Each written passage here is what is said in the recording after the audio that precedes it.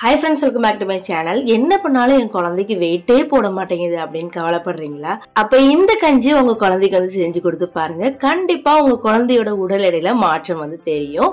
நீங்களே வந்து சொல்லுவீங்க.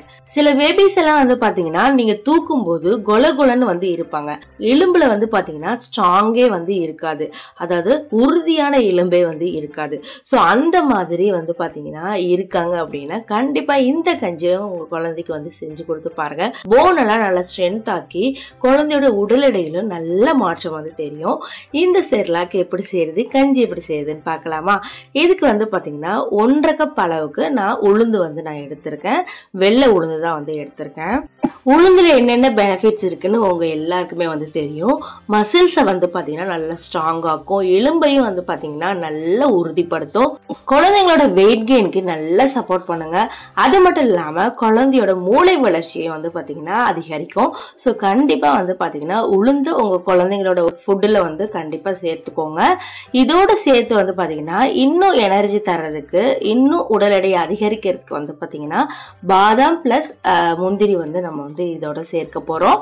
அளவு வந்து பாத்தீங்கன்னா 5 முந்திரி, அதாவது முழு முந்திரியா இருந்துச்சுன்னா 5 முந்திரி வந்து எடுத்துக்கோங்க. பாதாம் வந்து பாத்தீங்கன்னா ஒரு 10 பாதாம் வந்து எடுத்துக்கோங்க. லோ ஃப்ளேம்ல வச்சு நல்லா வறுத்து எடுத்துக்கலாம். முந்திரி பாதாம் நல்லா வறுத்து எடுத்ததுக்கு அப்புறம் உளுந்து சேர்த்து உளுந்தையும் வந்து நம்ம வறுத்து எடுக்க போறோம். உளுந்துல வந்து பாத்தீங்கன்னா ஒரு மாதிரியான பிளாஸ்டிக் ஸ்மெல் வந்து வரும். ஸோ அந்த ஸ்மெல் வந்து போகிற வரை நீங்க வந்து பாத்தீங்கன்னா நல்லா வறுத்து எடுத்துக்கோங்க. இப்போ இந்த ரெண்டையுமே வந்து பாத்தீங்கன்னா நல்லா ஆற விட்டுறலாம். ஆறுனதுக்கு அப்புறம் வந்து பாத்தீங்கன்னா நம்ம ஒரு மிக்சி ஜார்ல சேர்த்து அரைச்சி எடுத்துக்கலாம்.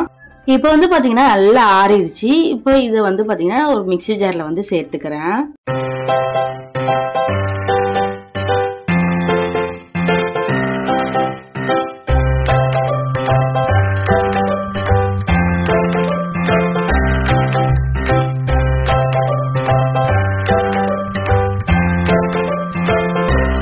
இந்த மாதிரி நல்ல நைஸா வந்து அரைச்சி எடுத்துக்கோங்க. அரைக்கும் போது வந்து பாத்தீங்கன்னா நல்ல ஒரு தடவை கிளறி விட்டுட்டு அதுக்கு பிறகு நீங்க வந்து நல்லா அரைச்சிங்க அப்படின்னா ஈவனா எல்லாமே வந்து பாத்தீங்கன்னா நல்ல பவுடர் ஆகிரும். ஸோ இதுக்கு பிறகு எல்லாத்தையுமே வந்து பாத்தீங்கன்னா ஒரு தட்டுல நல்லா பரத்தி வச்சுட்டு நல்லா ஆறுனதுக்கு அப்புறம் வந்து பாத்தீங்கன்னா ஏர் டைட்டான கண்டெய்னர்ல வந்து நீங்க வந்து பாத்தீங்கன்னா ஸ்டோர் பண்ணி வச்சுக்கலாம். எப்பப்போ உங்க குழந்தைக்கு வந்து கொடுக்க போறீங்களோ இதுல இருந்து ஒரு 2 ஸ்பூன் மட்டும் வந்து பாத்தீங்கன்னா ஒரு பாத்திரத்தை வந்து சேர்த்துட்டு அதுல வந்து பாத்தீங்கன்னா ஒரு 1.5 கப் அளவு வரை வந்து பாத்தீங்கன்னா நீங்க தண்ணீர் வந்து சேர்க்கணும். ஃபர்ஸ்ட் வந்து பாத்தீங்கன்னா கொஞ்சமா தண்ணி ஊத்தி நான் வந்து நல்ல கட்டி இல்லாம கரைச்சி எடுத்துக்கிட்டேன். அதுக்கு பிறகு மீதி இருக்கிற தண்ணியும் சேர்த்துட்டு நல்ல கஞ்சியா வந்து காய்ச்சிட்டு இருக்கேன். 7 மாச குழந்தைக்கு வந்து பாத்தீங்கன்னா நீங்க இப்படியே வந்து கொடுக்கலாம். உப்பு இனிப்பு எதுவுமே வந்து பாத்தீங்கன்னா ஆட் பண்ண தேவையில்லை.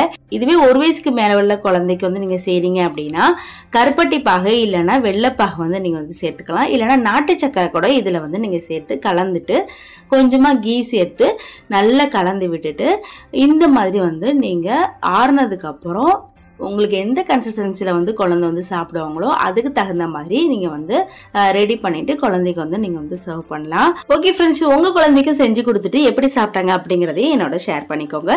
தேங்க்யூ ஃபார் வாட்சிங்.